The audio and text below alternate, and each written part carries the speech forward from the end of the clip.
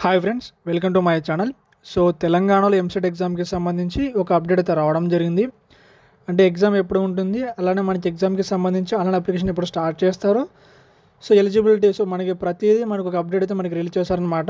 So update గురించి కూడా డీటెయిల్గా తెలుసుకుందాం. సో ఇంకా టాపిక్లోకి వెళ్తే ఈరోజు మధ్యాహ్నం మనకి తెలంగాణ ఎంసెట్కి సంబంధించి మనకి నోటిఫికేషన్ రిలీజ్ చేశారనమాట.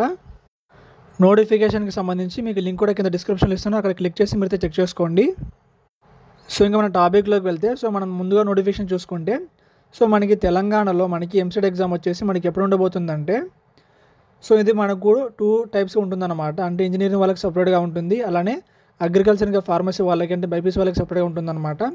ఇంకా మనకి తెలంగాణ ఎంసెట్ ఎగ్జామ్ వచ్చేసి మనకి సో ముందుగా అంటే ఎంపీసీ వాళ్ళకి ఎప్పుడు చూసుకుంటే 9th మే నుంచి 10th మే వరకు ఉంటుందన్నమాట. సో అది కూడా మనకి డైలీ 2 షిఫ్ట్లు అయితే ఉంటాయన్నమాట. అంటే మార్నింగ్ 9 నుంచి 12 వరకు ఒక సెషన్ ఉంటుంది, ఇంకోటి ఈవినింగ్ 3 నుంచి 6 వరకు ఇంకో సెషన్ ఉంటుంది అనమాట. అలానే సేమ్ బైపీసీ వాళ్ళకు కూడా ఉంటుంది. సో బైపీసీ వాళ్ళకు వచ్చేసి ఎంపీసీ వాళ్ళ తర్వాత ఉంటుందన్నమాట. అది డేట్ చూసుకుంటే మనకి 11th మే నుంచి 12th మే వరకు ఉంటుందన్నమాట. సో వీళ్ళు కూడా సేమ్ టైమింగ్స్ అయితే ఉంటుంది. ఇంకా ఎంసెట్కి సంబంధించి ఆన్లైన్ అప్లికేషన్ వచ్చేసి మనకి 26th ఫిబ్రవరి నుంచి స్టార్ట్ చేస్తారు. సో మీరందరూ కూడా 26th ఫిబ్రవరి నుంచి తెలంగాణ ఎంసెట్కి అప్లై చేసుకోవచ్చు. 26th ఫిబ్రవరి నుంచి మీరు ఏప్రిల్ 6th వరకు అయితే మీరు ఆన్లైన్లో అప్లై చేసుకోవచ్చు. అది కూడా మీరు వితౌట్ లేట్ ఫీజుతో మీరు ఏప్రిల్ 6th వరకు అప్లై చేసుకోవచ్చు. ఒకవేళ మీరు పొరపాటున ఏప్రిల్ 6th తర్వాత అప్లై చేసుకుంటే మీకు ఆటోమేటిక్గా లేట్ ఫీ అయితే పడుతుంది. కాబట్టి మ్యాక్సిమం మీరందరూ కూడా ఏప్రిల్ 6th లోపు అయితే తెలంగాణ ఎంసెట్కి అప్లై చేసుకోండి. ఇంకా ఎంసెట్కి సంబంధించి మనం ఎగ్జామ్ ఫీజు చూసుకుంటే, సో ఎగ్జామ్ ఫీజు వచ్చేసి మనకి ఎస్సీ ఎస్టీ అలానే ఫిజికల్ హ్యాండిక్యాప్డ్ వాళ్ళకి వచ్చేసి 500 రూపీస్ ఉంటుందన్నమాట. అలానే అంటే రిమైనింగ్ వాళ్ళకి అంటే రిమైనింగ్ క్యాస్ట్ వాళ్ళకి చూసుకుంటే సో వాళ్ళకు వచ్చేసి 900 రూపీస్ అయితే ఉంటుంది.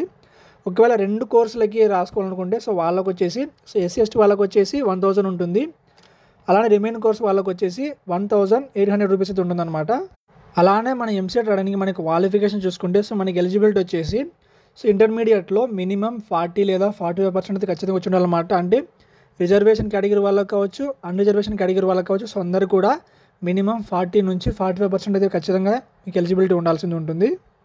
ఎంపీసీ కోటాలో మనకి ఎంసెట్లో వచ్చే కోర్సులు ఏంటంటే సో మనకి బీటెక్ నార్మల్ ఇంజనీరింగ్ ఒకటి, సో దాంతోపాటు బీటెక్ డైరీ టెక్నాలజీ ఒకటి, బీటెక్ అగ్రికల్చర్ ఇంజనీరింగ్ ఒకటి, సో అలానే బీ ఫార్మసీ కూడా చేయొచ్చు, బీటెక్ ఫుడ్ టెక్నాలజీ కూడా మనకైతే కోర్సులు ఉంటాయన్నమాట. ఇంకా బైపీసీ వాళ్ళకి చూసుకుంటే బీఎస్సీ హానర్స్ అగ్రికల్చర్ ఒకటి, బీఎస్సీ హానర్స్ హార్టికల్చర్ ఇంకోటి, BSc forestry, BSc veterinary sciences, animal husbandry, BSc forestry మనకి బైపీసీ వాళ్ళకు ఉంటాయన్నమాట. అలానే బైపీసీ వాళ్ళు బీటెక్ కూడా అప్లై చేసుకోవచ్చు. ఇంకా వీటితో పాటు మెయిన్గా బీఎస్సీ నర్సింగ్ కూడా మనకి ఎంసెట్లోనే మనం క్వాలిఫై అవ్వాల్సి ఉంటుందన్నమాట. సో ఇదే ఫ్రెండ్స్ తెలంగాణలో ఎంసెట్కి సంబంధించి అప్డేట్ అనమాట. సో ఎవరైతే తెలంగాణ ఎంసెట్కి అప్లై చేసుకోవాలనుకుంటున్నారో సో మీరందరూ కూడా సో మీరు మొబైల్లో కాకుండా సో మీరు వీలైనంత వరకు మీరు మీ సేవా సెంటర్ లేదంటే మీరు నెట్ సెంటర్కి వెళ్ళి చేసుకోండి. ఎందుకంటే మనకి మొబైల్లో చాలా ఎర్రర్స్ అయితే వచ్చే అవకాశం అయితే ఉంటుంది. కాబట్టి సో మీరందరూ కూడా ఖచ్చితంగా నెట్ సెంటర్కి వెళ్ళండి. మనకి మెయిన్గా వచ్చే ప్రాబ్లం ఎక్కడ అంటే సో మన మొబైల్లో మన అమౌంట్ పే చేసేటప్పుడు చాలామంది ఎర్రర్ వస్తుందన్నమాట. సో ఒక్కోసారి మనకి ఏం జరుగుతుందంటే అమౌంట్ కట్ అయ్యి కూడా మనకి అక్కడ సక్సెస్ఫుల్గా మనకి ట్రాన్సాక్షన్ అవ్వదన్నమాట. సో అటువంటి ప్రాబ్లం రాకుండా ఉండాలంటే మీరందరూ కూడా తప్పకుండా నెట్ సెంటర్కి వెళ్ళి మీరైతే అప్లై చేసుకోండి. మహా అంటే ఒక 100 రూపాయలు మనకి వాళ్ళు ఫీ తీసుకుంటారనమాట.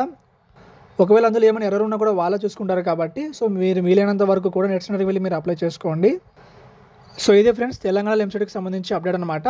అలానే ఎంసెట్కి ఎలా అప్లై చేసుకోవాలి, ఎంసెట్కి మనం ఏ డాక్యుమెంట్స్ సబ్మిట్ చేయాలని చెప్పేసి మీకు ఇంకో వీడియో చేస్తాను.